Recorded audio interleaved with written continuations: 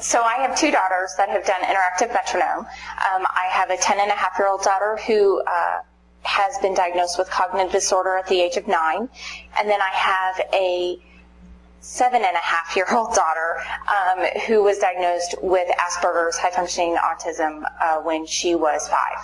So we've tried interactive metronome twice with both of the girls and have found that to be something that has worked for both of them. Hannah, our oldest, is very disorganized, can't seem to do more than 1 or 2 tasks at a time. If you give her a list, she'll remember 1 and 2, but not 3 and 4, or she'll remember 3 and 4, not 1 and 2. And Sarah, our youngest, with autism, just tends to have no impulse control, very active, just has so much energy that it feels like someone's put her foot in a socket on a daily basis. Insomniac, but brilliant, and will give you any information. She actually does her sister's homework out loud if Hannah doesn't do it fast enough for her. So lots of different fun things with them. So with Hannah, the big things that we've noticed that have changed, and she's done interactive metronome twice, 1 year apart with each session, both June of each year. And what we've noticed, we're only about 2 months with this taping, 2 to 3 months past when her last session was. So we haven't noticed significant changes yet with Hannah, but with the first, we did notice that instead of just 1 task, she's able to now do 2 tasks when she walks away from the table with instructions. She's getting up a little bit easier in the morning, moving a little bit easier, getting herself dressed, doesn't have to be reminded about everything consistently. So we found that it has been a positive for her. She's talking more.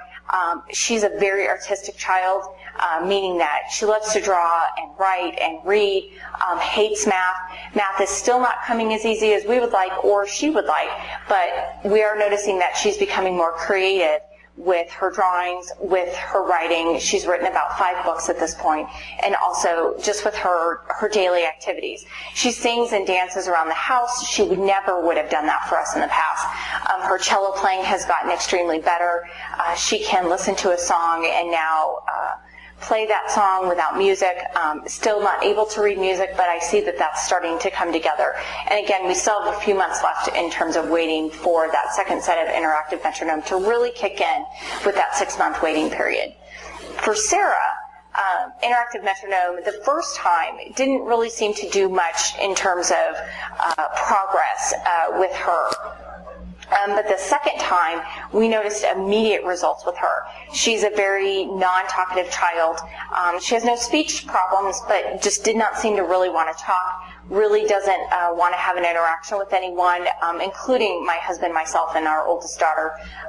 Really only had interacted really well with our dog.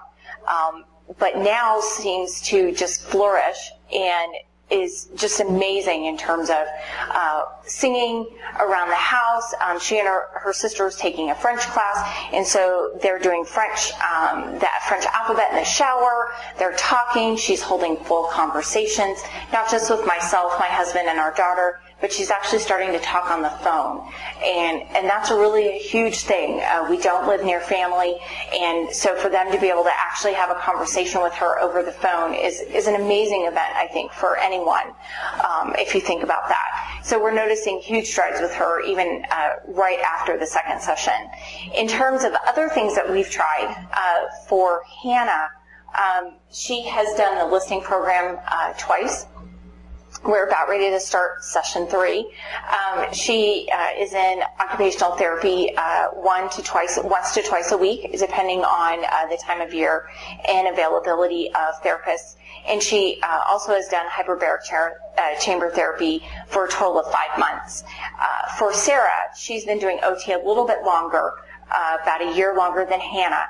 And we also have OT once to twice a week. She does social skills group once a week, about 9 months out of the year.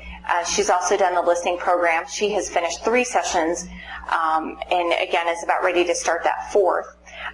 And she also is in ABA behavioral therapy. And all of that, I think, when you put the whole puzzle together, is really helping her. We have not done huge diet changes, except for going organic.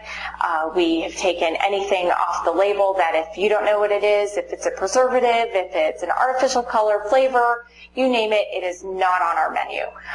We do frequent restaurants about once or twice a month, so obviously there's some exposure there, but we really work hard on keeping them on a clean diet that will help them in the future, drinking anything from organic milk, organic meats.